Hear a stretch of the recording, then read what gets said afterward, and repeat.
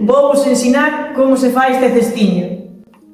Na casa do patrón realizamos actividades para escolares. Unha das actividades é cestería.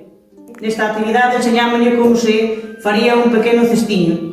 Enseñámoslle a traballar o mimbre de xeito tradicional. Temos unha base recortada previamente e unhas varillas de mimbre. Entón, imos introducindo as varillas polos respectivos buratos de maneira que consigamos enlazar unha con outra.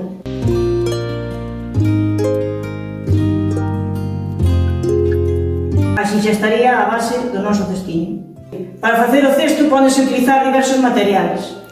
Todos serían estes, pois a varilla delgada de mimbre de 2 milímetros ou esta máis gordiña. E agora imos continuar facendo o noso cestiño. Imos utilizar, neste caso, para iniciar os cestiños, as dúas varillas de vidro.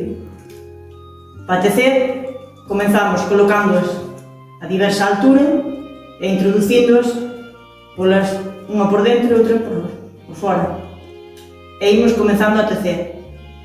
Ao mesmo tempo que imos tecendo, imos endereitando as varillas que van en vertical.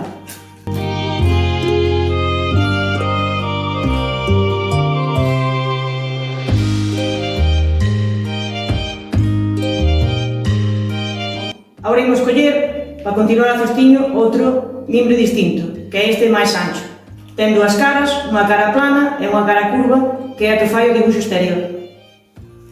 Comenzamos tecendo donde terminamos o anterior e vamos pasando unha varilla alterna, unha así e unha non.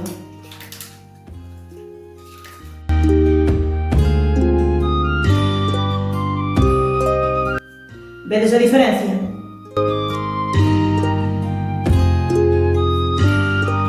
E agora, para continuar e completar o cestiño, volvemos facer o primeiro tecido, con mimbre delgado.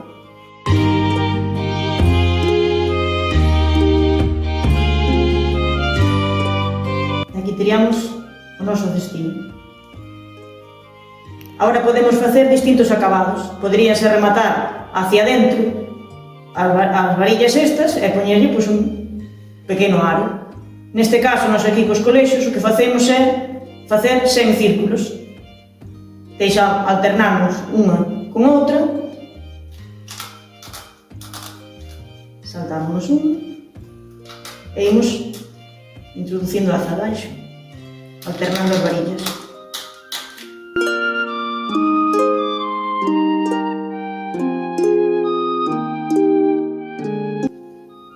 Así teríamos un dos posibles acabados para un cestiño.